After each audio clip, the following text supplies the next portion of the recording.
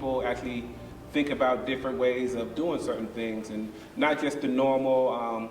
I helped teach hip-hop classes that gave kids an idea and thoughts about the lyrics that were actually, they were singing every day, but they weren't actually paying attention to. And I was a teenager doing that. So, as I grew up and went to college, I said, let me continue to do what I normally love to do.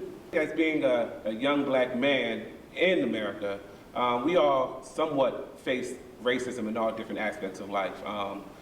Whether, you're driving to work and sometimes, you see certain things, or just growing up in different neighborhoods. So there's a lot of different, views that people have on racism, but, we all experience it in our own ways. We all see it in our own ways. And sometimes in this generation that we live in today, just experiencing other people's racism by seeing it on TV and social media, it affects us all in different ways. Being a history teacher, I would tell you that, we have to discuss these things because we're talking about current events, we're talking about the past, and racism has been in our past and been in our history. But I really try to teach my kids to think beyond just the situation. I try to get them to think about the solution. I try to get them to think about not just being angry, but what can you do about that? How can you build? How can you show love? How can you teach people your history?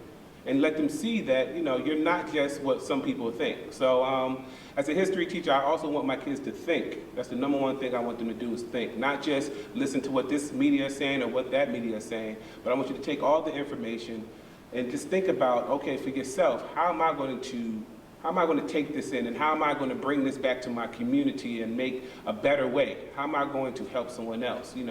Going to here, working here at Sallie B. Howard School, Miss Sallie B. Howard, she was an innovator. She didn't just let certain things hold her down. She didn't let people say, you can't do this and you can't do that because of the color of your skin or because you're a female. But what she did was she strived through that, and now she's an icon in Wilson, North Carolina. What gives me hope is, first off, me just being a teacher, me being in the position to change lives, to change minds.